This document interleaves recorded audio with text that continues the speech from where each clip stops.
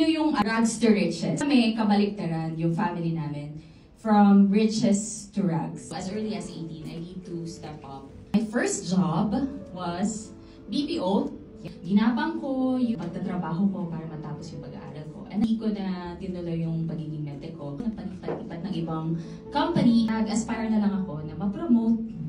Why did I join? I have 3 reasons. So my first reason is extra income. I need to help my brother. He's diagnosed with end-stage renal disease. So ang expenses, of course, meron siyang 3 times a week na dialysis and need niya mag-transplant ng kidney. Imagine yung 5,000 per session and then 3 times pa. So that's 50,000. Wala pa dun yung mga medicines niya na everyday. Wala pa dun yung sa kidney donor. Yung talagang crisis namin sa family, nag-fail talaga kami financially. Need to liquidate everything. Assets, binenta yung isang bahay namin, binenta yung mga lupa, yung mga sasakyan. Yung nakakalungkot doon is yung makikita mo yung mother mo na ulti mo yung mga alahas. Then my second reason, advocacy. I want you to understand, guys, na ang insurance, hindi lang siya death claim. The main purpose of it is while you are still living. Nakakalungkot kasi hindi namin nakuhanan yung brother ko. Yung third reason ko is her, my girlfriend. For the past year na nagsistart siya,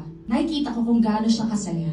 Inspire ako kasi ang dami niya natutulungan tao. Dito, kaya ako siya nagustuhan kasi you can work anywhere. I have time to spend with them, with my partner. Just giving back dun sa parents ko, challenges, Robert ako, ang mga doubts, kaya ko ba to? How did I overcome? I made a conscious effort to myself na gagawin ko tong business na to, kailangan mag-reach out ako sa leaders, sa mga mentors, sa mga magagaling para maturuan nila ako. Meron kami mga trainings, mga na silang nilid na path for you.